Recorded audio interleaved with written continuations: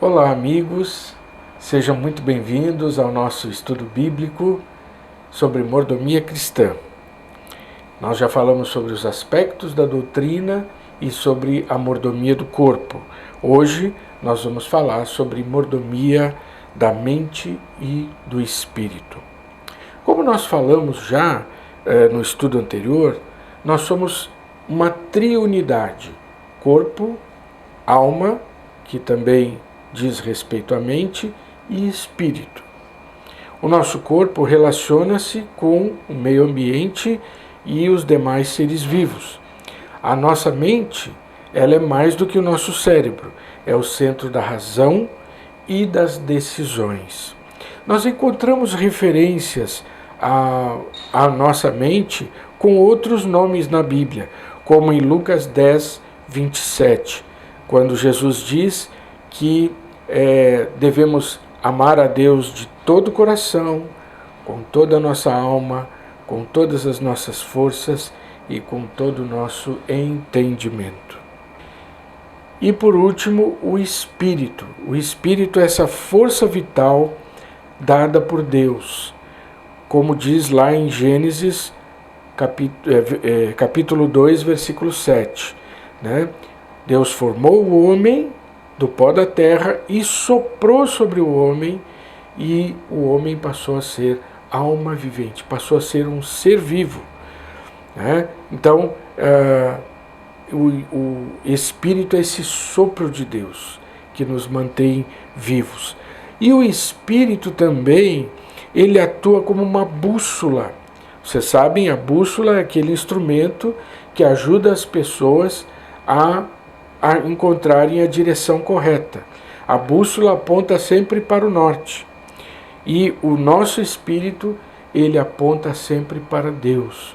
Ele sempre nos leva na direção de Deus. Lá em Romanos capítulo 8, verso 16, Paulo diz que o Espírito Santo fala ao nosso espírito que somos filhos de Deus. O Espírito Santo fala ao Espírito que Deus deu a nós, que somos filhos de Deus. Então há uma comunicação entre Deus e o nosso Espírito. A nossa mente foi dada por Deus, é um dom de Deus. Então ela também precisa ser desenvolvida. Falamos semana passada sobre o nosso corpo, cuidado com o nosso corpo, que é responsabilidade nossa, né? Deus nos deu, então nós temos que cuidar, ainda mais em tempos de pandemia. Temos que ter cuidado. A nossa mente também, ela precisa ser treinada, capacitada em todos os aspectos. Então, desenvolver as nossas capacidades mentais é uma responsabilidade nossa como mordomos de Deus. Eu vou destacar aqui 3 aspectos que precisam ser cuidados no desenvolvimento da nossa mente. Poderíamos falar sobre muitos outros, mas eu quero destacar 3 para a gente ter um panorama. O primeiro é o aspecto intelectual. Lá em Filipenses 4, 8, o apóstolo Paulo fala que tudo que é de boa fama, tudo que é puro, tudo que é honesto, né? Se existe algum louvor, é nisso que nós devemos pensar. Se é algo que vai edificar a nossa vida, é nisso que nós devemos pensar. Então, o aspecto intelectual é aquele ligado ao desenvolvimento do nosso conhecimento. Quanto nós conhecemos da Bíblia, por exemplo? Quanto nós conhecemos das ciências? Quanto nós conhecemos daquilo que nós mesmos nos propomos como profissionais? Não é? Às vezes a pessoa é um professor, está se aperfeiçoando como professor, está aprendendo novos métodos, está aprendendo a conhecer melhor o trabalho que tem que fazer. Aí você diz, mas Major, eu sou aposentado. Eu já trabalhei minha vida toda, agora eu sou aposentado. Mesmo assim, você pode desenvolver outras habilidades, vão contribuir para manter a sua sanidade mental. Já foi dito que os cientistas, têm falado que as pessoas que exercitam a sua mente, elas ficam lúcidas por muito mais tempo. Tá? Então, a pessoa, quando vai envelhecendo, ela vai perdendo a capacidade de memória, de raciocínio. Tudo isso, quando a pessoa exercita sua mente, ela vai conservar essas habilidades por muito mais tempo. Então, leia mais, faça exercícios mentais, Existem muitos joguinhos que você exercita a sua mente, busque mais conhecimento, porque isso vai acrescentar saúde para a sua mente, especialmente quando você estiver naquela idade mais avançada. Um outro aspecto é o aspecto moral, ou seja, a nossa capacidade de entender as coisas, de absorver conhecimento, ela tem que estar aliada à nossa capacidade de colocar esses conhecimentos em ação. Eu vou dar um exemplo. Todo mundo fala sobre o cuidado com a natureza. Tem que cuidar da natureza, tem que preservar, todo mundo está de acordo. O que você faz quando você tem um papelzinho de bala na sua mão? O que você faz? Você vai até uma lixeira, mesmo que tenha se desviar um pouco do seu caminho para jogar fora? Ou, não tem uma lixeira, então eu vou botar no bolso, quando chegar em casa eu descarto. É assim que você faz? Porque a maioria das pessoas comeu a bala, papel, joga no chão, mesmo sabendo que tem que cuidar da natureza. E ainda tem gente que diz, se a gente não jogar o papel no chão, o varredor lá vai ficar sem serviço. Então, não adianta, o aspecto moral, ele tem que estar presente. Você aprendeu? Faça. O apóstolo Tiago fala isso na sua carta, no capítulo 1, versículos 22 a 25, e ele está falando em relação à palavra de Deus, Aquilo que nós aprendemos, temos que colocar em ação. Não sejam só ouvintes, mas sejam praticantes. Praticar aquilo que vocês ouviram, porque isso vai fazer diferença. Esse é o aspecto moral da nossa mente. Se você sabe o que é certo, então faça. Deus vai cobrar isso de nós. Quer dizer, você sabe o que é certo e não fez, ou você sabe que não deveria fazer alguma coisa errada e fez, Deus vai cobrar isso. Então, é importante que nós nos atentemos para essa questão do aspecto moral. E, por último, o aspecto relacional. Jesus pergunta aos discípulos em Mateus, capítulo 16, verso 13, quem dizem os homens que eu sou? Pergunta isso para os discípulos. Mas essa pergunta deveria ser feita para nós. Quem Jesus é para nós? Quem Ele é? Porque isso faz toda a diferença. O nosso relacionamento. A nossa mente precisa nos ajudar a nos relacionar com Deus e relacionar com o próximo. Em João, capítulo 1, versículo 14, o apóstolo João diz assim: e vimos a sua glória, João dá um testemunho, olha, eu estava lá, eu vi a glória de Deus. Será que nós temos visto a glória de Jesus? Será que temos visto isso na nossa própria vida? Porque esse aspecto relacional vai nos ajudar a tomar as decisões da maneira correta. E também vai nos ajudar a nos relacionarmos com o próximo. Porque daí a gente compreende o amor de Deus para nós, para conosco, e então nós vamos começar a amar o próximo da maneira como Deus quer que nós amemos. Agora vamos falar um pouquinho sobre a verdadeira guerra espiritual. Muitas pessoas falam, citando lá o trecho de Efésios capítulo 6, que a nossa luta não é contra carne e sangue, mas contra os seres espirituais nas regiões celestes, os principados e potestades.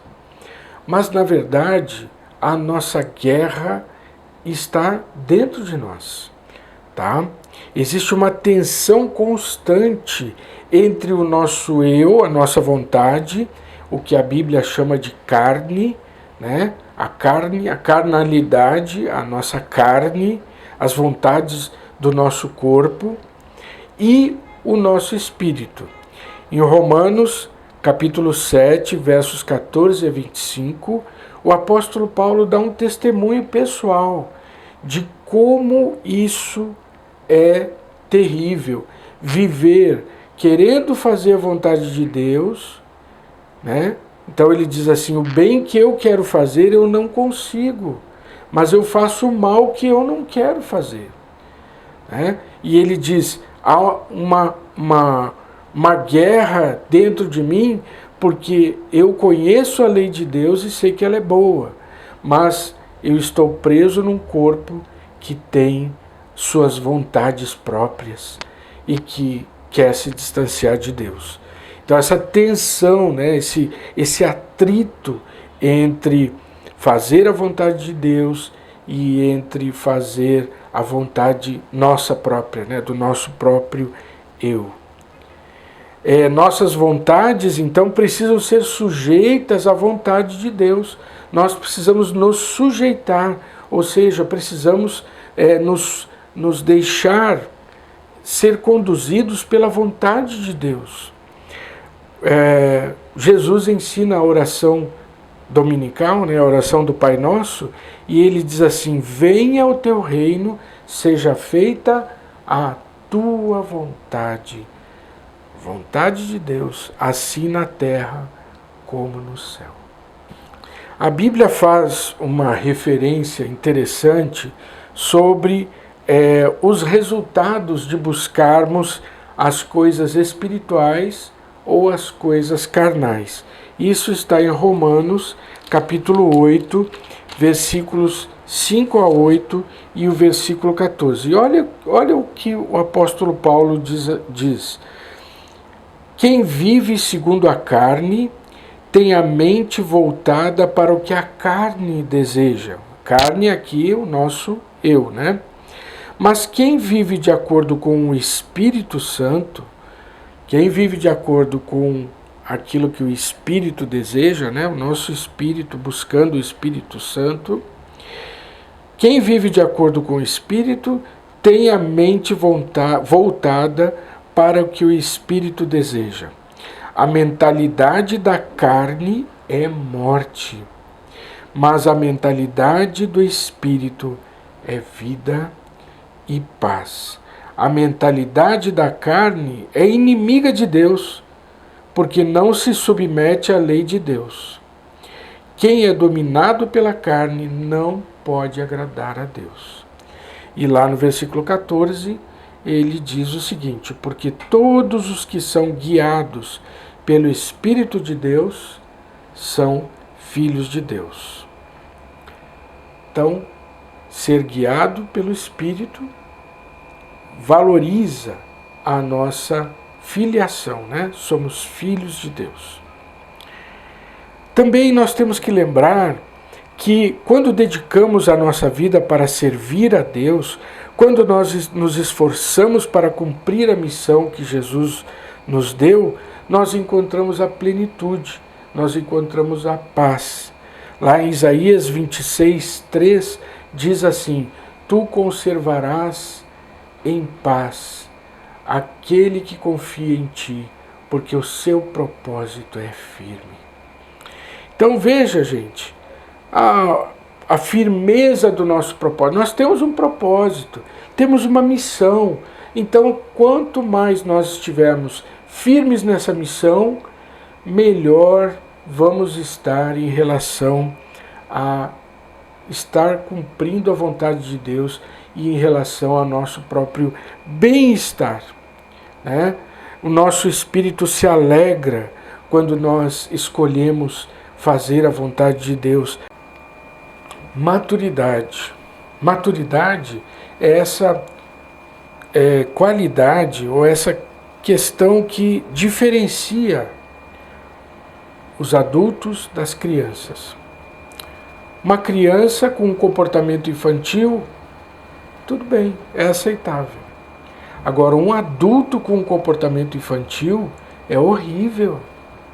É algo que não pega bem, não é? É falta de maturidade. Maturidade nos ajuda a não viver de emoções. Ah, tá tudo lindo, maravilhoso. Então Deus está aqui. É aquela velha história, né? Se tem música no culto, se tem bateria, se tem guitarra, baixo, gente cantando em vozes, o culto foi abençoado. Se não tem nada disso, se é tudo cantado no gogó, como a gente chama, né? Hoje o culto não foi abençoado. Ué, Deus depende de instrumentos musicais para abençoar? Não, minha gente. A maturidade vai nos ajudar a compensar essas outras coisas. Isso é ser maduro. Ser maduro não é ficar eternamente no acampamento, não. Seria bom se a gente ficasse aqui no acampamento, morando no acampamento. Não. O acampamento é bom para nos ajudar a despertar. Mas nós temos que buscar essa maturidade. Como diz lá em Efésios capítulo 6, versículo 13. Né? O apóstolo Paulo diz que nós temos que nos revestir da armadura de Deus para, depois de termos vencido as batalhas, permanecermos inabaláveis. Porque o diabo não vai dar trégua, não. Ele pode ter perdido hoje, mas amanhã ele volta. Ou mesmo hoje mais tarde ele volta. Então a gente tem que estar firme. Isso é maturidade. E nós precisamos buscar maturidade no Senhor. Nós precisamos desejar o alimento sólido. Desejar uma experiência profunda com Deus. Parar com esse negócio de viver de show gospel em show gospel. Né? Porque isso é bom para a nossa emoção, mas não é bom para a nossa razão. Nós precisamos de mais do que emoções. Precisamos de razão. Precisamos de algo que nos mantenha no prumo. E a maturidade faz isso por nós. Então, gente, espero que vocês tenham gostado do nosso estudo bíblico. Se você quiser fazer seu comentário, fique à vontade, vai ser um prazer poder ler os seus comentários. Agradeço por aqueles que já têm feito comentários e têm nos ajudado bastante. Eu quero encerrar esse estudo pensando já que na sexta-feira temos aí a Paixão de Cristo, deixando uma música para vocês que eu compus há muito tempo atrás, e essa música expressa a percepção de que o amor de Deus, ele redimiu o nosso corpo, a nossa alma, o nosso espírito. Deus nos redimiu completamente através de Jesus Cristo. Então, assim como outros irmãos, né, outros oficiais e soldados, eu quero deixar com vocês um tostão da minha voz. Espero que vocês gostem e que Deus abençoe a todos.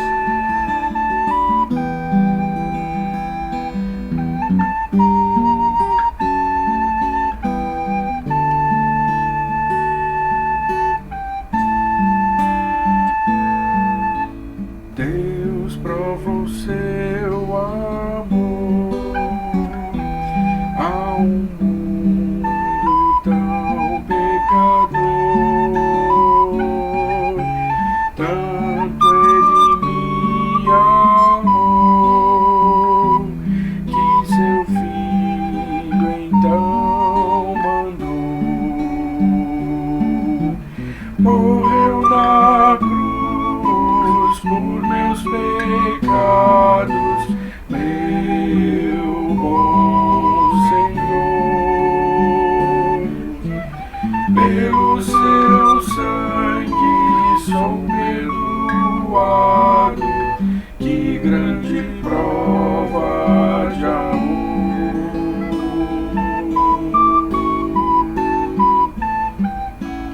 Deus prova o seu amor através desta graça sem par. Cristo ali na cruz pereceu em meu lugar. Morreu na cruz por meus pecados, meu bom Senhor. Pelo seu sangue sou perdoado, que grande prova de amor.